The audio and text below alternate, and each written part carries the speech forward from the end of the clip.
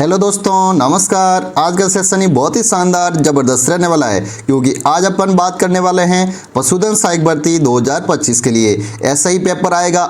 बहुत ही महत्वपूर्ण 50 क्वेश्चनों को आज अपन करने वाले हैं। परीक्षा से पहले इन प्रश्नों को पढ़ लो।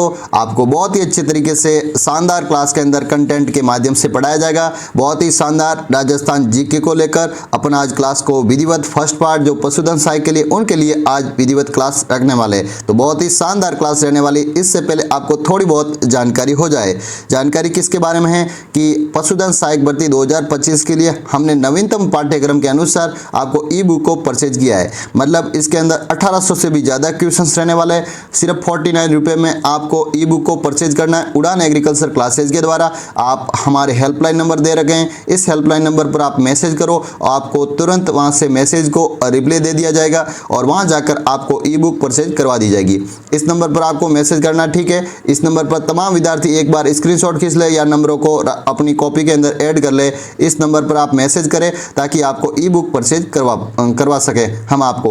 तो इस नंबर पर आपको मैसेज करना है। और ई बुक के अंदर क्या रहने वाला है, जो नए बच्चे जुड़ रहे हैं उनके लिए कहना चाहेंगे। पुराने बच्चों को तो पता है और काफ़ी बच्चों ने अच्छा ई बुक के बारे में मतलब सुना और उसके बाद लगभग 300 से भी ज़्यादा बच्चों ने हमारे से ई बुक को परचेज अब तक कर चुके हैं। तो बहुत ही शानदार, उनको उज्जवल भविष्य की शुभकामनाएं। उनके लिए भी बहुत ही अच्छा प्रयास किया हमने। सिर्फ 49 रुपये में कम फीस में उनके परीक्षा के लिए अंतिम दिनों में बहुत ही शानदार ई बुक बनाई और अंतिम दिनों में उनको पढ़ने के लिए बहुत ही अच्छा कंटेंट प्रदान करवाया। तो आप भी देरी न करें। सिर्फ 49 में क्या होता है, फिर एग्जाम के बाद आपको पता लगेगा कि सर जी हमने ले ली होती उस समय तो बहुत ही अच्छा कंटेंट था, और एग्जाम दे के आओगे उस दिन बताएंगे कि हकीकत में जो ई बुक को कम समझने वाले थे उस दिन उनको बताएंगे कि हमारी ई बुक कितनी कारगर रही, कितनी साबित रही। उस दिन पता लगेगा जिस दिन पेपर देकर आओगे, क्योंकि हमने ऐसे क्वेश्चनों को लिया था जो एग्जाम में आने लायक थे और बहुत ही शानदार अच्छे कंटेंट के साथ हमने पूरी ई बुक को तैयार करवाया था।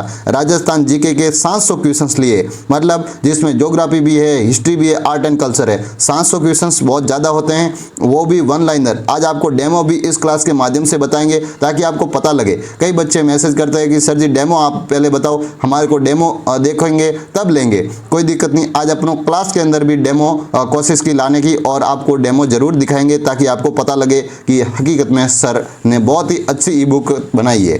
तो राजस्थान करंट अफेयर्स के 200 क्वेश्चंस, राजस्थान की राज्य व्यवस्था के 100 क्वेश्चंस, दैनिक विज्ञान के 200 क्वेश्चंस, कंप्यूटर के 100 क्वेश्चंस और पशुपालन के 500 क्वेश्चंस, ऐसे टोटल मिलाकर लगभग 1800 से भी ज़्यादा क्वेश्चंस बन रहे हैं। तो आपको ई बुक परचेज जरूर करना। जिन्होंने भी अभी तक नहीं किए, देरी कर रहे हैं, आज लेंगे कल लेंगे, कोई मैसेज करता है सर जी थोड़ी देर बाद लेते हैं, उसके बाद वो मैसेज मतलब उनका रिप्लाई नहीं देते। मतलब उसको लेनी तो है लेकिन पैसे की वजह से, पैसे किसी के मतलब आपको यदि लग रहा है कि हमारे पास पैसे नहीं है और पैसों की वजह से हमारा भविष्य डूब रहा है, तो ऐसा आपको नहीं करना है। सिर्फ 49 रुपये में आपको मतलब एक 50 रुपये में कुछ नहीं आता। मतलब एक रफ कॉपी लेने जाओगे ना कि आज बाजार से, वो भी खाली आती है, उसमें भी एक अक्षर भी नहीं लिखा रहता है, तो भी आप वो 50 रुपये देकर लेके आते हो। तो इसमें तो 49 रुपये में आपको 1800 से भी ज़्यादा क्वेश्चंस, मतलब समझो कि 1800 क्वेश्चंस दे रहे हैं। ये पहले 99 में थी,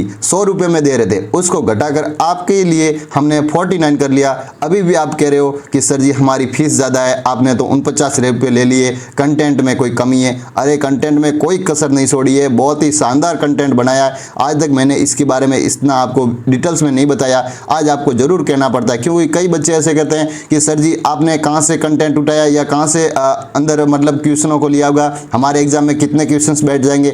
एग्जाम देकर आओ, आप एग्जाम देकर आओ, इससे बाहर कितने क्वेश्चंस जाते हैं। राजस्थान जीके को तो बहुत ही शानदार तरीके से आपने मेंटेन किया। फिर करंट अफेयर्स को भी जनवरी से लेकर ठेठ मई तक कोशिश की है लाने की, और राजस्थान की राज्य व्यवस्था को भी हमने अलग अलग यूनिट से, अलग अलग टॉपिक से बहुत ही शानदार अच्छे से क्वेश्चंस लिए। दैनिक विज्ञान के 200 क्वेश्चंस लिए, कंप्यूटर को भी साथ में ऐड करके 100 क्वेश्चंस और पशुपालन के 500 क्वेश्चंस, ऐसे मिला के बहुत ही शानदार ई बुक बनाई है।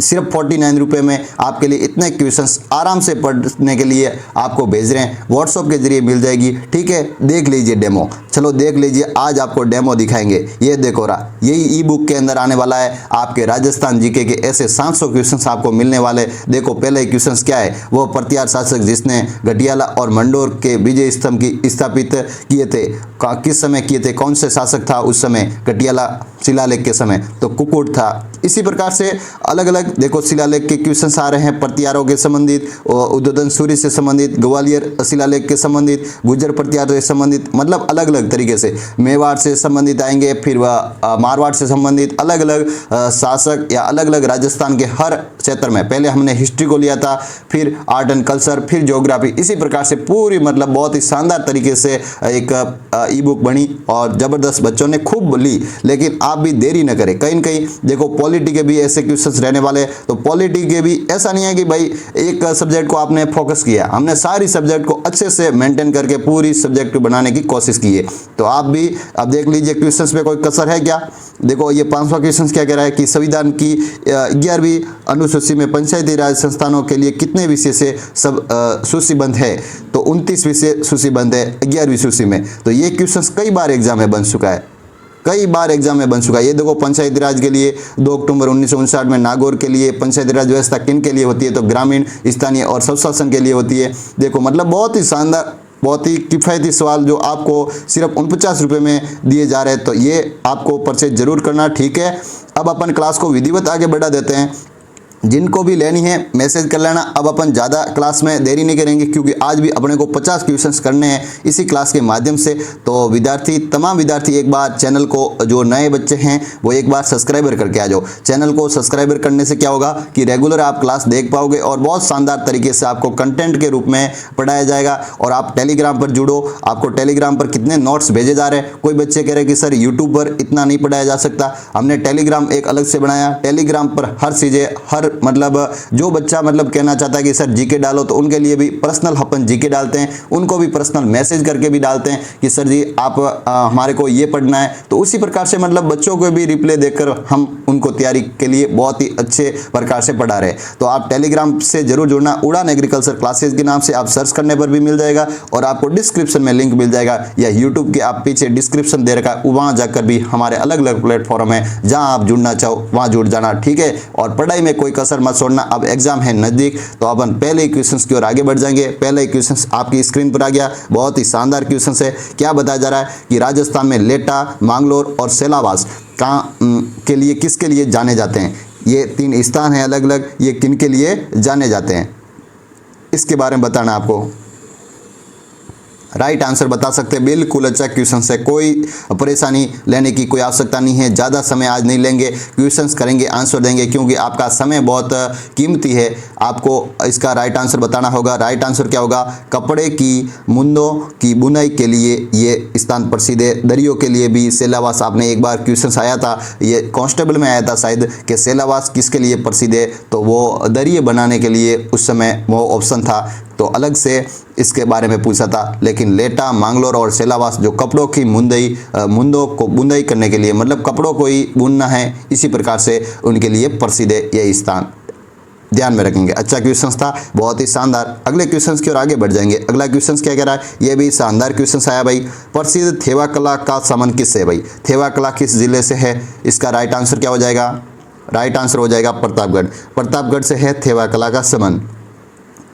कौन सा परिवार है, आपको परिवार पता है थेवा कला के लिए, सोनी परिवार, बिल्कुल सोनी परिवार है थेवा कला के लिए, ध्यान में रखेंगे। कौन कौन जिनको पद्मश्री सम्मानित हुए, वो तमाम जानकारी आपको हस्तकला के माध्यम से पढ़ लेनी है, वहाँ से प्रश्न आने की संभावना है। अगला क्वेश्चन क्या कह रहा है कि भारतीय संविधान में अनुच्छेद की अस्पष्टता का उन्मूलन किस अनुच्छेद के अंदर है। तीसरे का राइट आंसर क्या हो जाएगा, जल्दी से देख के राइट आंसर बताना है आपको। अनुच्छेद 17, अनुच्छेद 17 इसका राइट आंसर हो जाएगा। बहुत ही शानदार, अच्छा क्वेश्चन। अगले क्वेश्चन की ओर आगे बढ़ेंगे। अगला क्वेश्चन आ गया, ये भी बहुत ही शानदार क्वेश्चन रहने वाला है। आज की क्लास बहुत ही बेहतरीन, और पुराने जो मॉडल पेपर, जो पुराने पेपर है उसके अकॉर्डिंग जो क्लासों के अंदर जो सवाल बने हुए, उन सवालों को हमने इसी क्लास के माध्यम से इसी प्रकार से मेंटेन किया, ताकि पुराने पेपर से अकॉर्डिंग लगभग 60 से 70% पोर्शन बनता है, तो आपके भी एग्जाम में बनने लायक है। अब इस प्रकार से रेगुलर आपको सीरीज दी जा रही है, रेगुलर पढ़ा करें और बहुत शानदार तरीके से पढ़े। तो सीताराम, मदन सिंह, नानक राम और तुलसीदास आदि सभी चित्रकार किस चित्रकला शैली से? एक सीताराम है, एक मदन सिंह है, एक नानक राम है और एक तुलसीदास है आदि चित्रकार है, वो किस शैली से संबंधित है, इसके बारे में बताना है। राइट आंसर क्या हो जाएगा? किशनगढ़ चित्रकला शैली है, इनसे संबंधित है ये चित्रकार। किशनगढ़ चित्रकला शैली, बिल्कुल राइट आंसर बता रहे हो, बिल्कुल राइट आंसर बता रहे हो। ये सेकंड ग्रेड के अकॉर्डिंग क्वेश्चंस आ चुका है 2017 के आसपास, और भी बहुत सारे एग्जाम में वो अलग अलग नाम से भी पूछते हैं। कई बार नानक राम भी पूछ सकते हैं, कोई सीताराम, कोई मदन सिंह, अलग अलग नाम से आपको ऐसे क्वेश्चंस एग्जाम में बहुत बार ये बन चुका है। आप भी स्क्रीनशॉट खींच लेना, जिन्होंने भी पहली बार देखा है या पहली बार सुना है, तो इसके बारे में एग्जाम में आने लायक। और चित्रकला से 100% आपको कन्फ्यूजिंग करते हैं सवाल, क्योंकि बहुत सारे व्यक्ति रहते हैं अलग अलग चित्रकला से, तो इसमें कन्फ्यूजिंग होने का सवाल बहुत ही ज़्यादा रहता है। तो प्रसिद्ध गीत गोविंद चित्र किस शैली से संबंधित है? प्रसिद्ध गीत गोविंद चित्र किस शैली से संबंधित है? राइट आंसर बताओ आप, राइट आंसर बता सकते हो। बिल्कुल अच्छा क्वेश्चन है, बहुत ही शानदार क्वेश्चन है, जबरदस्त क्वेश्चन है। राइट आंसर क्या हो जाएगा? मेवाड़ शैली, मेवाड़ शैली से संबंधित है। गीत गोविंद चित्र का संबंध किससे है? मेवाड़ शैली से, बिल्कुल राइट आंसर बता रहे हो। अच्छा क्वेश्चन है, बहुत ही शानदार क्वेश्चन है। अगले क्वेश्चंस की ओर आगे बढ़ जाएंगे। अगला क्वेश्चंस क्या कह रहा है? ये भी बहुत ही शानदार क्वेश्चंस है कि पशु पक्षियों के चित्रण शैली के लिए विशेष स्थान कौन सा मिला है? किस शैली को मिला है? पशु पक्षियों के चित्रण शैली के लिए विशेष स्थान मिला है, वो किस शैली को मिला है? नाथद्वारा, बूंदी, अलवर या किशनगढ़? जल्दी से देख के राइट आंसर बताएंगे। तो बूंदी चित्रकला शैली है, जहाँ पर पशु पक्षियों के चित्रण का विशेष स्थान मिला है, ध्यान में रखेंगे। अच्छे क्वेश्चंस, अगला क्वेश्चंस की ओर आगे बढ़ेंगे। अगला क्वेश्चन क्या कह रहा है? ये भी बहुत ही शानदार क्वेश्चन रहने वाला है कि कोटा के किस शासक के काल में कोटा स्कूल चित्रकला शैली का उत्कृष्ट काल माना जाता है? कोटा के किस शासक के काल में कोटा के स्कूल की चित्रकला शैली का उत्कृष्ट काल माना जाता है? कोटा के कौन से शासक है? जल्दी से देख के राइट आंसर बताएंगे। तो महाराव उमेद सिंह प्रथम, महाराव उमेद सिंह प्रथम ही थे जो कोटा के शासक थे। उस समय चित्रकला शैली का स्वर्ण काल कहा जाता है या उत्कृष्ट काल कहा जाता है। अच्छे प्रकार से ध्यान में रखेंगे। अगले क्वेश्चंस की ओर आगे बढ़ जाएंगे। अगला क्वेश्चंस क्या कह रहा है? ये भी बहुत ही शानदार क्वेश्चंस आया भाई, बहुत ही जबरदस्त क्वेश्चंस है कि रुनुक दिन, शाहीदीन और रसीन आदि कास्मीन किस चित्रकला शैली के प्रमुख संबंधित है? ये व्यक्ति प्रमुख किस चित्रकला शैली से संबंधित रखते हैं? या इसके बारे में आपको बताना है भाई। किशनगढ़ चित्रकला शैली, बीकानेर चित्रकला शैली या जोधपुर चित्रकला शैली या आमेर चित्रकला शैली? कौन सी चित्रकला शैली से संबंध रखते हैं? 8वें का राइट आंसर बताएंगे। बीकानेर, बिल्कुल बीकानेर चित्रकला शैली से संबंधित रखते हैं, ध्यान में रखेंगे। अच्छा क्वेश्चन था। अगले क्वेश्चन की ओर आगे बढ़ेंगे। अगला क्वेश्चन क्या कह रहा है? ये भी बहुत ही शानदार क्वेश्चन रहने वाला है, बहुत ही जबरदस्त क्वेश्चन कि जयपुर की चित्रकला शैली का स्वर्ण काल किस शासन के शासनकाल में माना जाता है? मतलब कौन से जयपुर के कौन से शासक थे उस समय चित्रकला शैली का स्वर्ण काल माना जाता था, इसके बारे में बताना है। 90 का राइट आंसर बताएंगे आप। बहुत ही शानदार, अच्छा क्वेश्चन, बहुत ही जबरदस्त। तो सवाई प्रताप सिंह होगा, बिल्कुल सवाई प्रताप सिंह ही हो जाएगा इसका राइट आंसर। सवाई प्रताप सिंह को राइट बताते हैं, इसका सवाई प्रताप सिंह राइट होगा, क्योंकि जयपुर के चित्रकला शैली का स्वर्णकाल या उत्कृष्ट काल माना जाता है। अगले क्वेश्चन की ओर आगे बढ़ जाएंगे। अगला क्वेश्चन क्या कह रहा है? ये भी बहुत ही शानदार क्वेश्चन है, बहुत ही जबरदस्त क्वेश्चन है। क्या बताया जा रहा है? निम्न में से कौन सी विशेषता जो जयपुर चित्रकला शैली से नहीं है भाई? जयपुर चित्रकला शैली से संबंधित नहीं है, ऐसी कौन सी चित्रकला के संबंध में विशेषता बतानी है आपको? 10वें का आप राइट आंसर बताएंगे। तो राइट आंसर इसका फर्स्ट ही गलत है, बाकी तीनों राइट है, क्योंकि शैल चित्र जयपुर चित्रकला शैली से संबंधित नहीं है। आदम कद चित्र तो है जयपुर चित्रकला से, लघु चित्रण भी है, पोती चित्रण भी है, ये तीनों राइट होंगे। लेकिन गलत कौन सा है? सिर्फ शैल चित्र, ये जयपुर चित्रकला शैली से संबंधित नहीं है। अच्छा क्वेश्चन था। अगले क्वेश्चन की ओर आगे बढ़ जाएंगे। अगला क्वेश्चन क्या कह रहा है? ये भी बहुत ही शानदार क्वेश्चन आया भाई, बहुत ही शानदार क्वेश्चन। क्या बताया जा रहा है कि मारवाड़ शैली से निर्मित रागमाला चित्रावली जो 1623 में इसका चित्रांकन किसने किया? मारवाड़ शैली से संबंधित रागमाला चित्रावली 1623 में इसका चित्रांकन किसने किया था, इसके बारे में बताओ। राइट आंसर बताएंगे तमाम बच्चे, राइट आंसर बताएंगे, कोई गलत आंसर नहीं बताएगा। वीर जी, बिल्कुल वीर जी ने किया था इनका चित्रांकन। आपने नया पर्सन होगा आपके लिए, क्योंकि आपने पढ़ रखा होगा या नहीं पढ़ रखा होगा। इसी प्रकार से ऐसे क्वेश्चंस भी एग्जाम में बनने लायक होते हैं कि मारवाड़ शैली से संबंधित रागमेला चित्रावली 1623 में इसका चित्रांकन किया था वो भाई वीर जी ने किया था। बहुत ही अच्छा सा क्वेश्चंस, एग्जाम में आने लायक क्वेश्चंस ऐसे ही सवाल। ठीक है, अगले क्वेश्चंस की ओर आगे बढ़ेंगे। अगला क्वेश्चंस क्या कह रहा है, ये भी बहुत ही शानदार क्वेश्चंस रहने वाला है कि राजस्थान की चित्रकला में सर्वप्रथम वैज्ञानिक विभाजन राजपूत पेंटिंग पुस्तक किसने लिखी भाई। राजपूत पेंटिंग पुस्तक किसने लिखी थी। राजपूत पेंटिंग पुस्तक किसने इसका किसने किया था, चित्रकला का सर्वप्रथम वैज्ञानिक विभाजन किया था। राइट आंसर बताएंगे तमाम बच्चे, राइट आंसर बता सकते हैं। आनंद कुमार स्वामी, आनंद कुमार स्वामी इसका राइट आंसर बैठ रहा है। बिल्कुल आनंद कुमार स्वामी को राइट आंसर बताएंगे, क्योंकि राजपूत पेंटिंग पुस्तक इन्होंने सर्वप्रथम राजस्थानी चित्रकला के सर्वप्रथम वैज्ञानिक विभाजन किया था आनंद कुमार स्वामी ने। ध्यान में रखेंगे, अच्छा क्वेश्चन था। अगले क्वेश्चन की ओर आगे बढ़ जाएंगे। अगला क्वेश्चन क्या कह रहा है, ये भी बहुत ही शानदार क्वेश्चन रहने वाला है। चित्रकला के विकास हेतु कार्यरत आयाम व कलावर्त संस्थान किस जिले में स्थित है। चित्रकला के विकास हेतु कार्यरत और आयाम तथा कलावर्त संस्थान किस जिले में। आपको जिला, विशेष रूप से जिले का नाम बताना है। जयपुर, उदयपुर और जोधपुर या अजमेर। राइट आंसर बताएंगे तमाम बच्चे, राइट आंसर बता सकते हैं। इसका राइट आंसर हो जाएगा जयपुर जिले में स्थित है भाई, जयपुर जिले में ही स्थित है चित्रकला के लिए। अगले क्वेश्चंस की ओर आगे बढ़ जाएंगे। अगला क्वेश्चन ही बहुत ही शानदार रहने वाला है, बहुत ही ज़बरदस्त रहने वाला है। क्या बताया जा रहा है, गुलिस्ता और सुलेमान चित्रांकन किसके शासनकाल से हुआ भाई। गुलेमान व सुलेखन व चित्रांकन किसके शासनकाल में हुआ था। इसका राइट आंसर बताएंगे तमाम बच्चे, राइट आंसर बताएंगे। राव राजा विनय सिंह, राव राजा विनय सिंह इसका राइट आंसर हो जाएगा। अच्छे प्रकार से बता रहे हो, फर्स्ट ही इसका राइट आंसर हो जाएगा।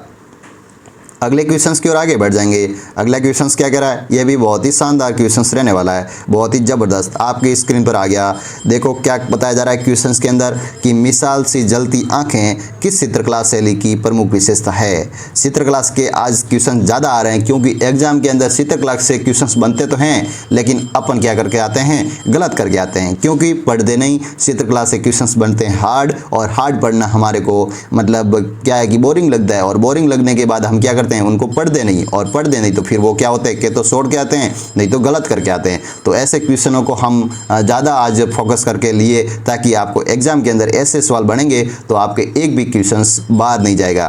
तो आज की क्लास बहुत ही बेहतर है, तमाम विद्यार्थी क्लास के अंदर एंड तक जुड़े रहना, आपको बहुत ही अच्छे प्रकार से सीख कर जाओगे इस क्लास से। तो मिसाल सी जलती आंखें किस चित्रकला शैली की प्रमुख विशेषता है, इसके बारे में राइट आंसर बताओ। राइट आंसर हो जाएगा जोधपुर, जोधपुर की है भाई मिसाल सी जलती आंखें किस चित्रकला शैली से हैं, तो जोधपुर चित्रकला शैली से संबंध है भाई, ध्यान में रखेंगे। अच्छा क्वेश्चन था। अगले क्वेश्चन की ओर आगे बढ़ेंगे। अगला क्वेश्चन क्या कह रहा है, ये भी बहुत ही शानदार क्वेश्चन रहने वाला है कि मेवाड़ शैली में मुगल शैली का प्रभाव किस शासनकाल के दृष्टिगोचर होता है भाई। मेवाड़ शैली पर मुगल शैली का प्रभाव किसके शासनकाल के दृष्टिगोचर होता है, ये इसके बारे में बताना है। ये भी क्वेश्चंस आपके एग्जाम में बन चुका है, और बहुत ही शानदार अच्छा क्वेश्चंस है। एग्जाम के अंदर 2 या 3 बार ये एग्जाम के अंदर आ चुका है क्वेश्चंस, ठीक है।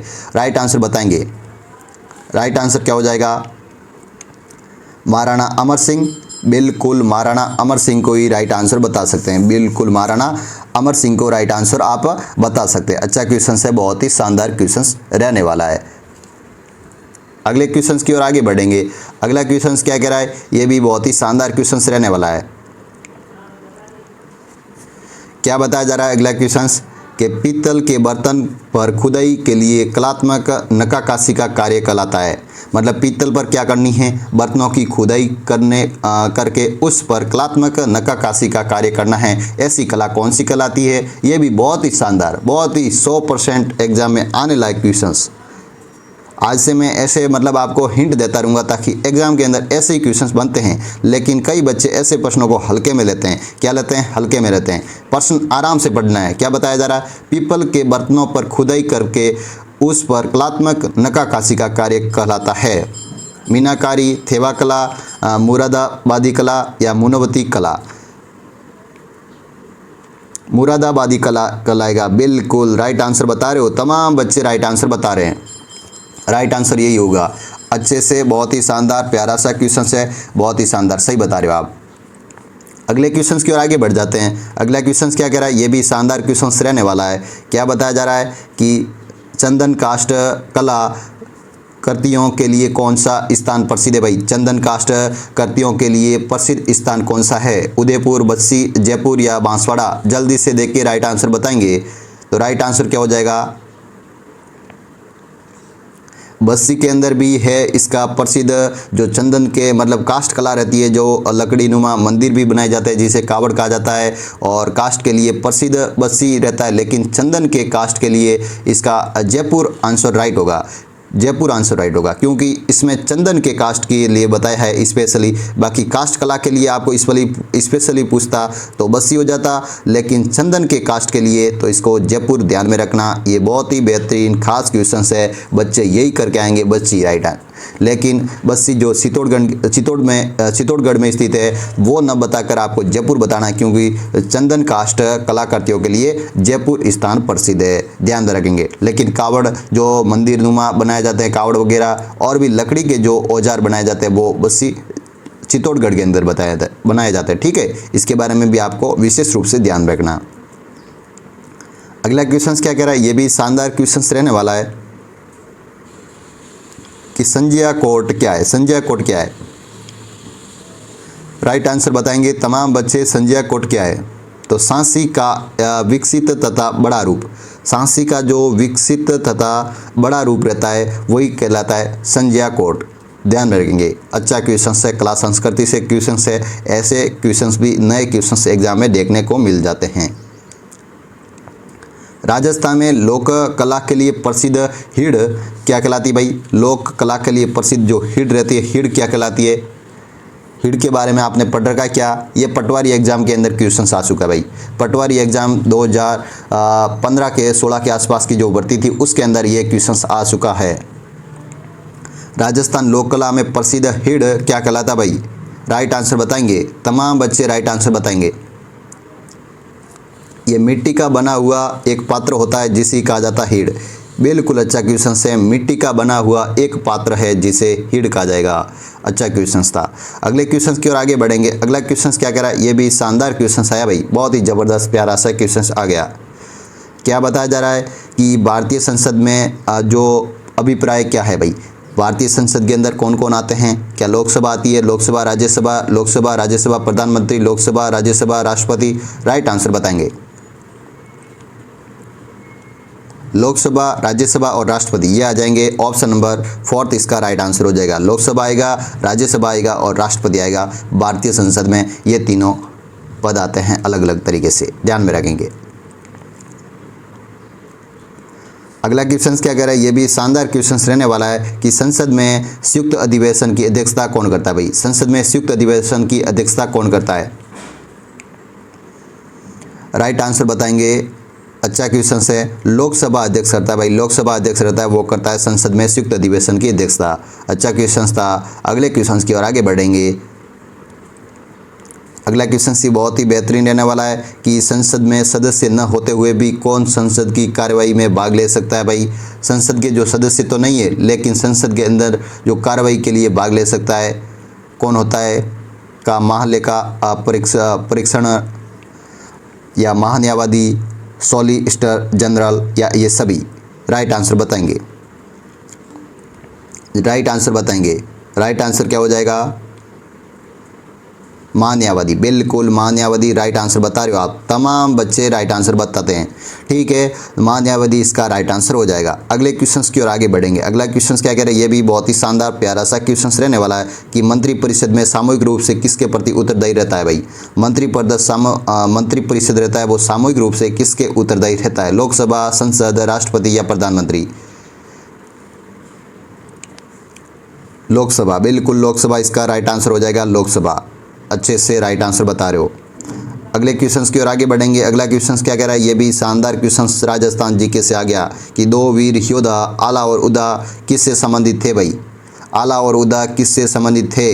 दो वीर योद्धा थे, चालुक्य शासक मूलराज प्रथम के, परमार राजा भोज के, परमार राजा मुंज के, चंदेल के शासक परमवीर देव के। राइट आंसर बताएंगे, 25वें का राइट आंसर बताएंगे। तो चंदेल के शासक परमवीर देव थे, उनके शासक थे भाई, ये भी राइट आंसर हो जाएगा। उन शासक के भाई जो सेनापति थे आला और उदा, ध्यान में रखेंगे, दो वीर योद्धा थे भाई, चंदेल के शासक परमवीर देव के लिए। अगले क्वेश्चंस की ओर आगे बढ़ेंगे। अगला क्वेश्चंस क्या कह रहा है, ये भी शानदार क्वेश्चंस रहने वाला है। किस प्रतिहार शासक ने आदिवीरा की उपाधि धारण की भाई। आदिवीरा की उपाधि किसने धारण की थी। मियर भोज, बिल्कुल मियर भोज राइट आंसर हो जाएगा। मियर भोज ने ही की थी, आदिवीरा की उपाधि धारण की थी। अच्छा क्वेश्चन है। अगले क्वेश्चन की ओर आगे बढ़ते हैं।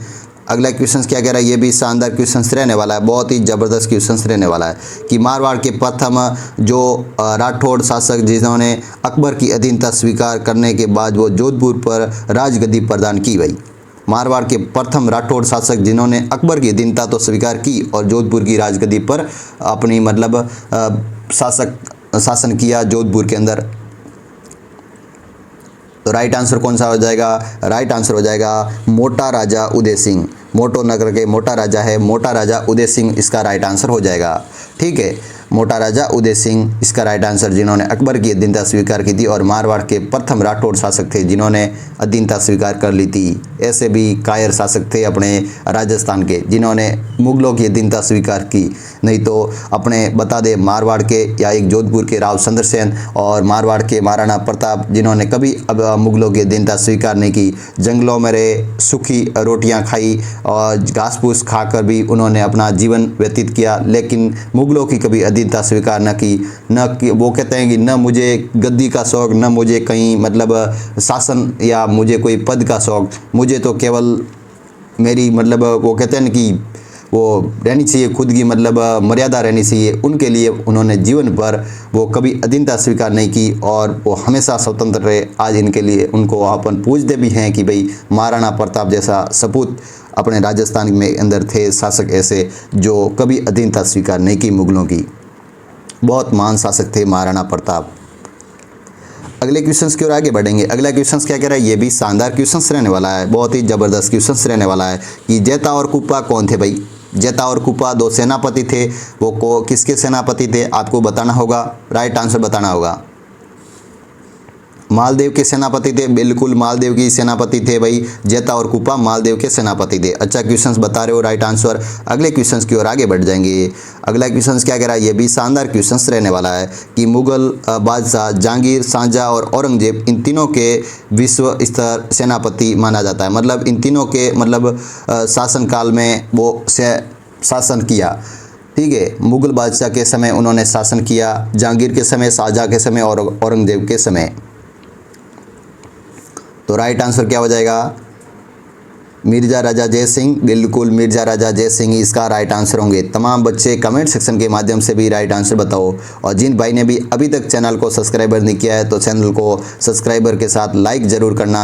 लाइक करने से क्लास को बहुत ही मतलब हमारे को पॉजिटिव एनर्जी मिलती है कि इतने बच्चे हमारे साथ जुड़े हुए हैं और लगाव से जुड़े हुए हैं और हमेशा क्लास में जुड़ते हैं और पढ़ते हैं। तो इसलिए आप क्लास में लाइक किया करो, चैनल को सब्सक्राइबर किया करो और अपने साथियों के साथ शेयर ज़रूर कर दिया करो। आपको पढ़ाने की पूरी जिम्मेदारी हमारे ऊपर है, बहुत अच्छे से पढ़ाएंगे, कोई दिक्कत किसी को नहीं आने देंगे। हर जगह हर कंटेंट पर आपको अच्छे से पढ़ाया जाएगा। हर सोशल मीडिया साइट में आपको अच्छे से मतलब टेलीग्राम हुआ, यूट्यूब हुआ, इंस्टाग्राम हुआ, व्हाट्सअप हुआ, हर जगह हमारे प्लेटफॉर्म बन रखे हैं। तो वहाँ पर आपको अच्छी सुविधाएँ दी जा रही है। तो आप पढ़ो और मस्ती से पढ़ो, अच्छे से पढ़ो। ठीक है, अब अपन अगले क्वेश्चंस की ओर आगे बढ़ जाएंगे। अगला क्वेश्चंस क्या कह रहा है, ये भी बहुत ही शानदार क्वेश्चंस आ गया भाई, बहुत ही ज़बरदस्त क्वेश्चंस है कि शिवाजी के साथ पुरंदर की संधि जो 1665 में हस्ताक्षर करने वाला शासक कौन था भाई।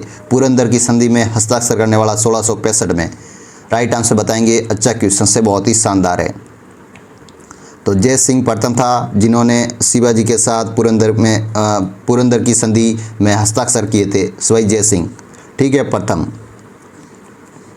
अगले क्वेश्चंस की ओर आगे बढ़ेंगे। अगला क्वेश्चन क्या कह रहा है, ये भी शानदार क्वेश्चंस रहने वाला है, बहुत ही ज़बरदस्त क्वेश्चंस रहने वाला है कि निम्न में से कौन जो बिश्नोई संप्रदाय के प्रवर्तक है। भाई बिश्नोई संप्रदाय के प्रवर्तक आपने तो खूब पढ़ रखा होगा, राइट आंसर भी बता सकते हैं, इनके ग्रंथ भी बता सकते हैं, उनके नियम भी बता सकते हैं। बहुत ही अच्छा क्वेश्चन है। तो जाम्बोजी इसका राइट आंसर हो जाएगा। जंब सागर, जंब संहिता इनके प्रमुख ग्रंथ रहते हैं और जंब सागर ग्रंथावली ये भी इनका ग्रंथ है और 29 नियम हैं। और वन पर्यावरण के लिए भी बहुत ही मतलब वो भगवान माने जाते हैं। जाम्बोजी जो वन प्रेमी थे, वनों के लिए भी बहुत प्रयास किए। और खिजड़ियाली के समय जो अमृता देवी बिश्नोई जो 1730 की घटना, जो अभय सिंह शासक था वहाँ का जोधपुर का, उस समय 363 लोगों को शहीद हो गए थे खिजड़ियाली हत्याकांड के अंदर। वृक्ष प्रेमी भी थे जो वृक्षों को बसाते थे और वृक्ष के लिए आज भी खिजड़ियाली आंदोलन जोधपुर के अंदर जब मेला बढ़ता है उस समय वो लोगों को अलग अलग जगह मतलब अपने उनके प्रचार वगैरह चलते हैं और लोगों को बताते हैं कि कभी खिजड़ी को नहीं काटना चाहिए। खिजड़ी हमारे जीवन में बहुत ज़रूरी है और छाया देती है, फल देती है और पशु भी इनसे अच्छा खासा पोषण मतलब पत्तियों से अच्छे खासे मतलब उनको खुराक मिलती है। तो इसी प्रकार से आपको वृक्षों को काटना नहीं चाहिए, ठीक है। तो ऐसा बताते हैं भाई संत जाम्बोजी के बारे में, ये ऐसी घटनाएं थी तो आपको ध्यान में रखना है। अगले क्वेश्चंस की ओर आगे बढ़ जाएंगे। अगला क्वेश्चंस क्या कह रहा है, ये भी शानदार क्वेश्चंस रहने वाला है कि निम्बार्क संप्रदाय प्रमुख पीठ कौन सी है। भाई निम्बार्क संप्रदाय की प्रमुख पीठ कौन सी है, राइट आंसर बताएंगे। अच्छा सा क्वेश्चन है, बहुत ही प्यारा सा क्वेश्चन है। सलेमाबाद अजमेर के अंदर है। निम्बार्क संप्रदाय की पीठ है सलेमाबाद अजमेर के अंदर। बहुत ही प्यारे से अच्छे क्वेश्चंस आने वाले हैं, इसलिए आप आराम से अपनी वो कहते हैं कुर्सी की पेटियां थाम कर रखे, आगे और बहुत ही शानदार क्वेश्चंस रहने वाले हैं। ये देख लीजिए आप, बहुत ही ये प्यारा सा क्वेश्चंस बहुत बार एग्जाम में आ चुका कि अणुव्रत आंदोलन के प्रवर्तक कौन थे। भाई अणुव्रत आंदोलन के प्रवर्तक कौन थे, 33वें का राइट आंसर बताएंगे। अच्छा क्वेश्चन था, बहुत ही शानदार प्यारा सा क्वेश्चन। तो आचार्य श्री तुलसी जी ये थे जो अणुव्रत आंदोलन के प्रवर्तक थे। अच्छा क्वेश्चन था। अगले क्वेश्चन की ओर आगे बढ़ेंगे। अगला क्वेश्चन सी सुमेलित करना है क्या है, कोई दिक्कत नहीं, सुमेलित भी कर लेंगे, कोई दिक्कत नहीं है। ऐसे क्वेश्चनों की इंतजार रहता है क्योंकि कई बच्चे को एक क्वेश्चन के अंदर 4 क्वेश्चन सीखने को मिलते हैं। तो राइट आंसर बताएंगे तमाम बच्चे।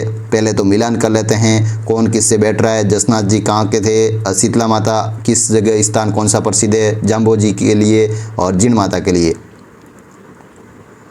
तो 34वां क्वेश्चन है, जल्दी से देख के आपको पहले तो बता देना है। तो जसनाथ जी कतरियासर बीकानेर, बिल्कुल इसका राइट आंसर ये बताते हैं।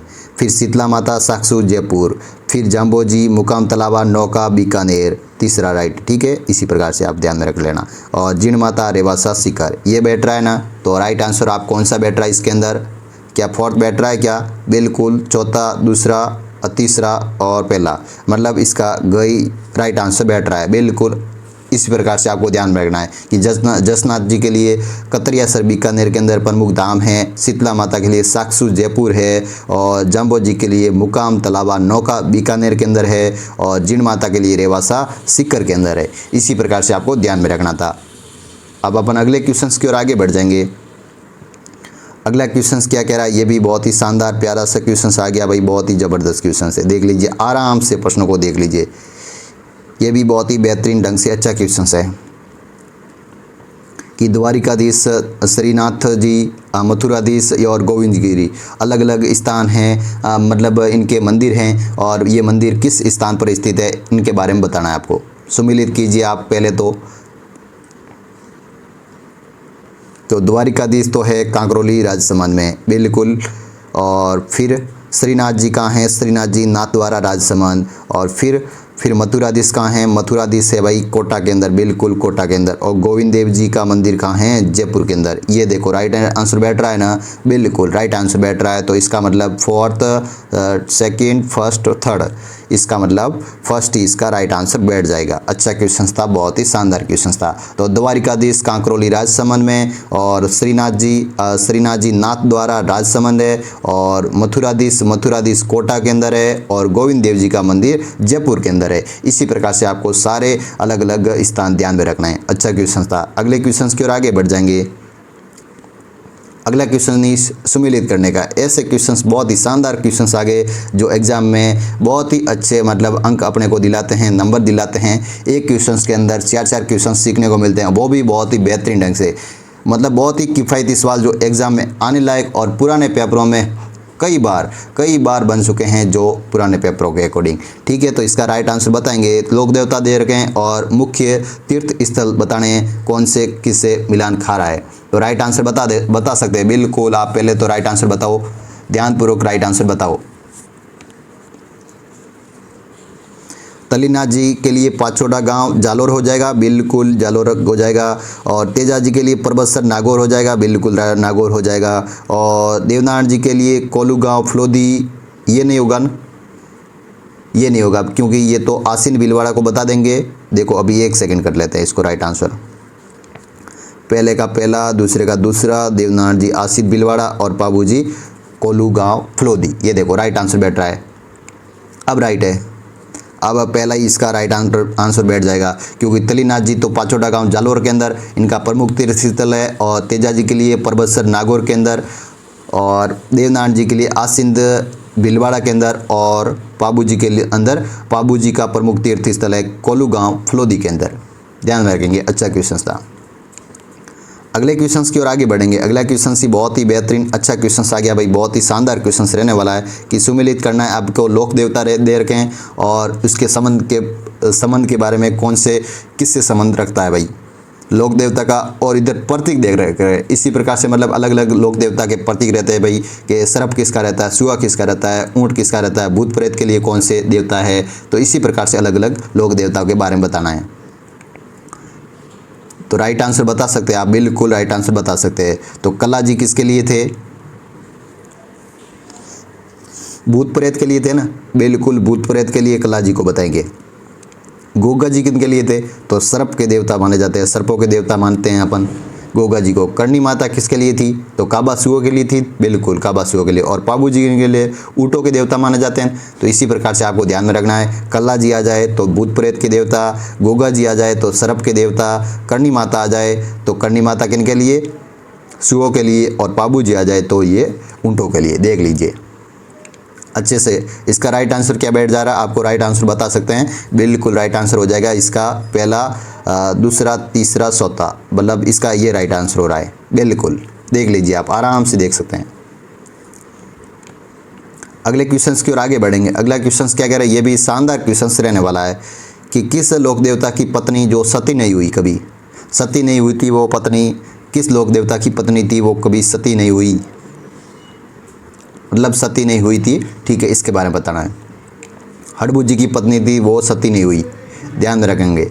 अगले क्वेश्चंस की ओर आगे बढ़ जाएंगे। अगला क्वेश्चंस क्या कह रहा है, ये भी शानदार क्वेश्चंस रहने वाला है, बहुत ही शानदार अच्छा सा क्वेश्चंस, बहुत ही ज़बरदस्त क्वेश्चन कि जय सिंह को राजराजेश्वर, श्री राजा धीराज और सवाई की उपाधि किस मुगल बादशाह ने दी। जय सिंह को राजराजेश्वर, श्री राजा धीराज और सवाई की उपाधि किस मुगल बादशाह ने दी थी जय सिंह को। राइट आंसर बताएंगे तमाम बच्चे, राइट आंसर बताएंगे। तो इसका राइट आंसर क्या हो जाएगा, मोहम्मद शाह ने दी थी, बिल्कुल मोहम्मद शाह ने दी थी, ये उपाधियाँ मोहम्मद शाह ने दी थी। ध्यान में रखेंगे, अच्छा क्वेश्चन था, बहुत ही शानदार क्वेश्चन था। अगले क्वेश्चंस की ओर आगे बढ़ेंगे। अगला क्वेश्चंस क्या कह रहा है, ये भी शानदार क्वेश्चंस रहने वाला है, बहुत ही शानदार क्वेश्चंस रहने वाला है। क्या बताया जा रहा है, 1857 की क्रांति के समय सर्वप्रथम संग्राम किसके मध्य हुआ, मतलब संग्राम किसने किया था 1857 की क्रांति में सर्वप्रथम। राइट आंसर बताएंगे तमाम बच्चे, राइट आंसर बताएंगे। तो राइट आंसर हो जाएगा डी.वी. सावरकर। डी.वी. सावरकर ने सर्वप्रथम संग्राम हुआ था 1857 की क्रांति के समय। अगले क्वेश्चंस की ओर आगे बढ़ेंगे। अगला क्वेश्चंस क्या कह रहा है, ये भी शानदार क्वेश्चंस रहने वाला है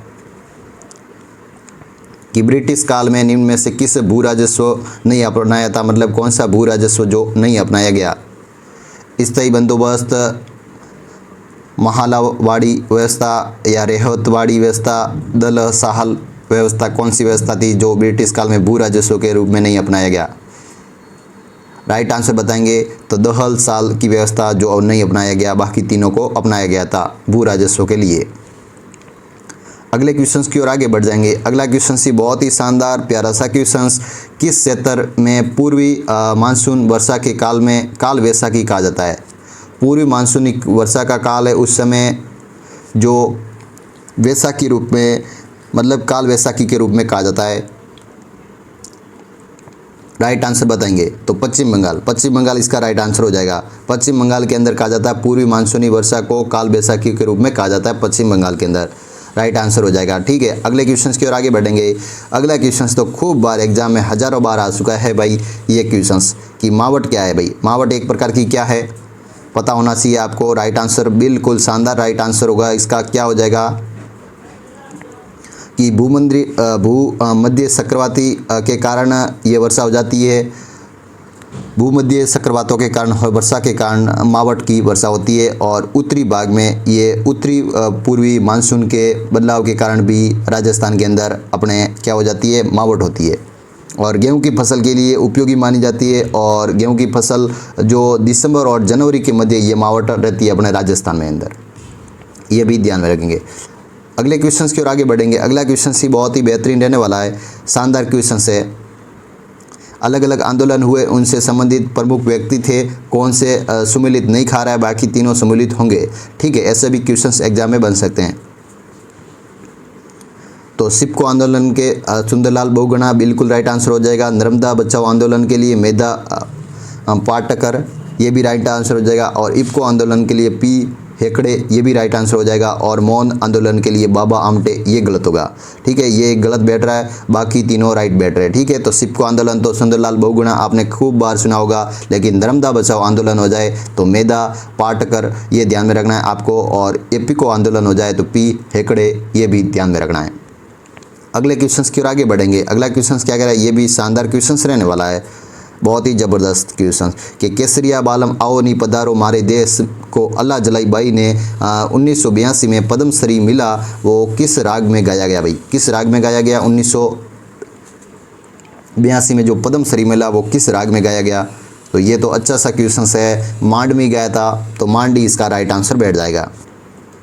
अगले क्वेश्चन की ओर आगे बढ़ेंगे। अगला क्वेश्चन क्या कह रहा है, ये भी शानदार क्वेश्चन रहने वाला है कि लांगुरिया जो केवला देवी लोकगीत किसके लिए प्रसिद्ध है भाई? लांगुरिया गीत लोकगीत है, वो किसके लिए प्रसिद्ध है? होली, भक्ति गीत, विवाह गीत या प्रेम गीत के लिए प्रसिद्ध है? राइट आंसर बताएंगे, तमाम बच्चे राइट आंसर बता सकते हैं। भक्ति गीत है। लांगुरिया केवला देवी लोकगीत है, वो कौन सा गीत है? भक्ति गीत है। ये भी एग्जाम में खूब बार एग्जाम में पूछा जा चुका है, और आपके भी ऐसा क्वेश्चन बनने की संभावना है। अगले क्वेश्चन की ओर आगे बढ़ेंगे। अगला क्वेश्चन भी बहुत ही शानदार आया भाई कि पटेलिया, बसिया, लालर प्रमुख लोकगीत किसके हैं भाई?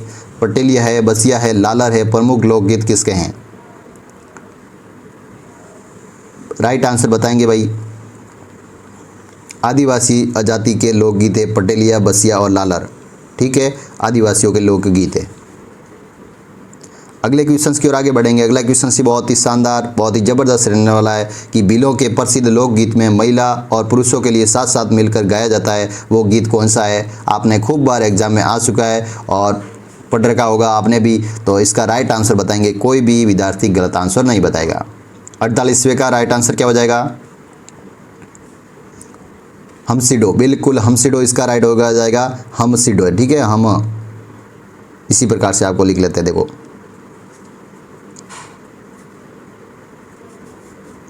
हमसिडो, ठीक है, इसी प्रकार से आपको ध्यान में रखना है। हमसिडो जो लोकगीत है, जो महिला और पुरुष साथ साथ मिलकर गाते हैं, ये लोकगीत मेवाड़ के अंदर ये मतलब गीत का मतलब नृत्य वगैरह करते हैं लोग।